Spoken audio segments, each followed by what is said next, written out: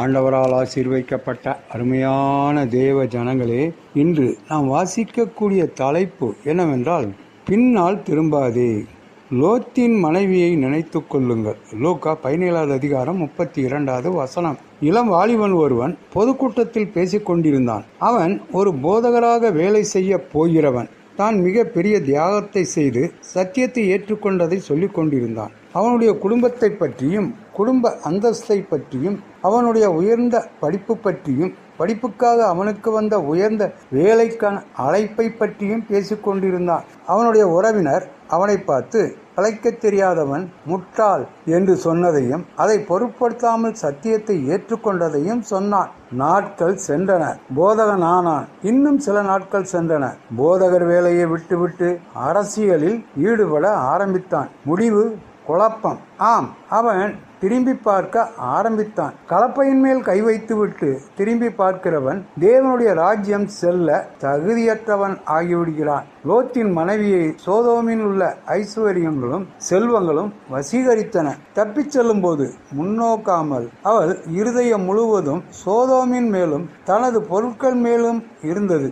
தேவ தூதர்கள் வந்து காப்பாற்றியும் அவளால் தனது இரட்சிப்பை காத்து கொள்ள முடியவில்லை. கிறிஸ்துவை ஏற்றுக்கொண்டவர்கள் இன்னும் தங்கள் இருதயங்களை இந்த உலகத்தின் ஆசாபாசங்கள், செல்வங்கள், பதவிகள், வாழ்க்கை முறைகள் மேலேயே வைத்திருக்கின்றனர். லோத்தின் மனைவி கொஞ்சம் திரும்பி பார்த்தால் அவள் தலை சிறிதுதான் திரும்பியது.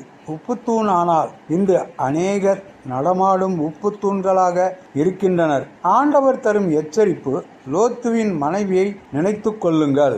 நாம் நம்முடைய கெட்ட நண்பர்களிடமிருந்தும் கெட்ட பழக்க வழக்கங்களில் இருந்தும் நம்மை பிரித்து கொள்ள வேண்டும். சுருங்கச் சொன்னால், இந்த உலகத்தின் இச்சைகளிலிருந்து நம்மை விலக்கிக் கொள்ள வேண்டும். பரலோக ராஜ்யத்தின் வாழ்க்கை முறையை பின்பற்றி வாழ வேண்டும். எபிரேயர் 6ஆம் அதிகாரம் சொல்கிறது, ஏனெனில் ஒரு தரம் பிரகாசிப்பிக்கப்பட்டும் பரம ஈவை ருசி பார்த்தும் பரிசுத்த ஆவியை பெற்றும் தேவனுடைய நல் வார்த்தையையும் இனிவரும் உலகத்தின் பலன்களையும் ருசி பார்த்தும் மறுதலித்து போனவர்கள் மனம் திரும்புகிறதற்கு ஏதுவாக அவர்களை மறுபடியும் புதுப்பிக்கிறது கூடாத காரியம். அன்பின் பிதாவே, சிலுவை என் முன்னே, உலகம் என் பின்னே என்று வாழ விரும்புகிறேன். என்னை உங்கள் வழியில் நடத்தும் என்று நம் தேவனை நோக்கி ஜெபிக்கலாமா?